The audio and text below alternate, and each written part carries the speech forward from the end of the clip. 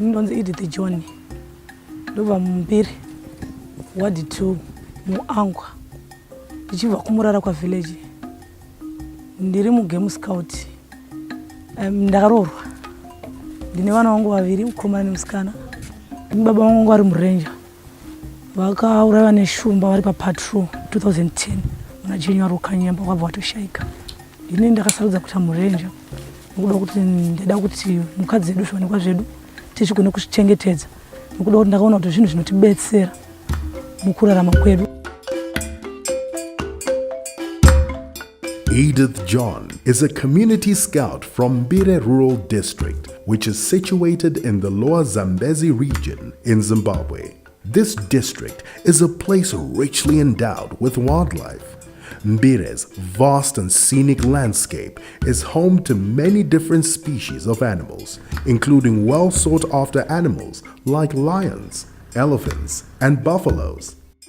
However, with a growing population of humans dependent on subsistence farming, there is an increase in human-wildlife conflict and poaching.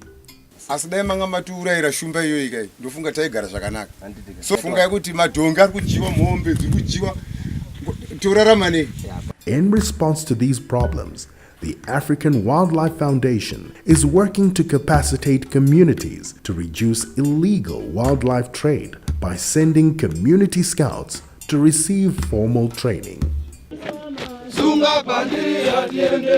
Inini ndakatotangira ipapa panakaenda kutraining takaitiswa ma-interviews kudwa ma-ladies saka taka-interviewa tiri about 7 saka ini ndo patakanyora ndakabva ndawina iva ndazoenda kutraining. Previously, these community scouts were sent into the field with no training, and this greatly compromised their ability to perform their duties. But under this training, they acquired many skills which will help them execute their duties in the communities. Training training a basic yokutangisisa kwevanhu vanenge vasati trainwa vari kutanga kutotrainwa yezvinezvi. Tine foot and arms drill. 2 3 up, 2 3 down, 2 3 turn, 2 3 top. Izvi zvinoitiwa kuti vana vave neteamwork uye zvinoita kuti vave nediscipline, then vave alertness. Then tine inonzi bushcraft. Izvi zvinodzidziswa kuti vana vanorarama sei musango uye kuti vaone vavengi ivo vasati vaonekwa. Kutraining kwandakaenda kwakandibatsira kuti ndakadzidziswa kuti ndoshandisa sei futi, ndakadzidziswa mitemo yokuchengetedza mhuka, ndakadzidziswa kuti kuti tudzidzise vabereki kuti magariro edu atinoita nemhuka tinogara sei, tinogona kuchigarisana nadzo sei. Training yakatibatsirawo kuti nini pane ndifambawo musango bye andikasire kuneta because ndaita zvokumhanya chichi maroad run achindibatsira strength randakadona. After the training, a graduation ceremony was conducted and the scouts were given certificates. Saka ini ndakazoita best overall best pavanhu vainge varipo. After graduation, the scouts were deployed to their communities where they met with success within the first week of patrols. For 4 days zatikauya kunoku tukwanzosangana nemapocha embwa ndo vari kunyanyoshupa kunoku, asi pari zvino nekuabata kwatiri kuita kunoimba kuti zvichatidzikirei. Previously, strained relationships between the scouts and their communities resulted in community resistance against wildlife conservation. During the training, the scouts were taught good communication skills and the importance of having good relationships with their community. Lakmo Kananga particularly benefited from this element of the training and is now implementing this in his day-to-day duties. Training yakandibatsira zvakanyanya nokuti ndakanzwisisa kuti haisi nyaya yekuti vanhu vanofana kunge vachirohwa, haisi nyaya yekuti vanhu vanofana kunge vachivhundusira, asi vanhu vanofana kunge vachikumbirwa kuti vanzwisise concerning nyaya yemhuka. saka izvo zvekuti vanhu vairwa kuti vaishungurudza vachisidzirwa zvaita kuti vanhu vasazive kuti mhuka idzi ndedzani uyezve mhuka idzi dzakakoshere kwatiri. Saka zvakandibatsira kuti pandakakwanisa kutaura nevabereki ndakakwanisa kutaura nevabereki ndichiziva kuti ndiri kutaura nevabereki ndichivataura sababa naamai vakabereka ini.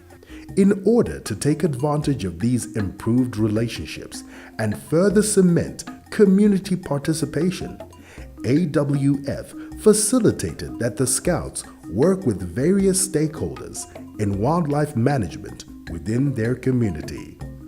So with the national parks mainly, it's trying to ensure that we have our game scouts engage with the national park game scout in order to also capacitate them and learn best practices in terms of illegal wildlife trade.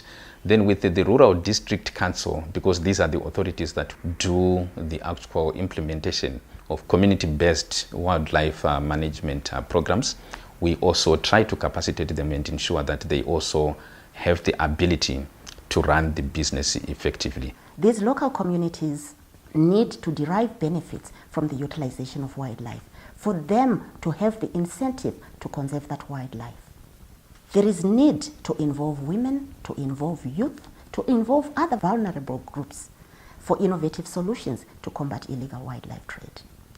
As the African Wildlife Foundation, we believe in a strong partnership with the local communities so that we can foster effective participation of these local communities. And would like to thank the European Union for funding and for recognizing that local communities are key to addressing the wildlife heritage for Africa.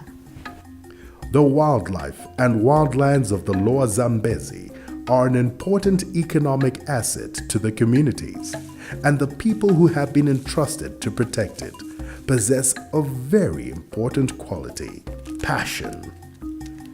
Ndakangokura ndichifara wildlife sana from grade 1. Saka zvakatokura zvingori mandiri. Ndakamboenda kunursing then ndikatiza kuenda kuwildlife. Ndinoda zvokuti kuita murenja basa ndinorifara kuti ndochengetedza upenyu hwevanhu, ndochengetedza zvekare zviwanikwa zvedu nekuti zvinotibatsira.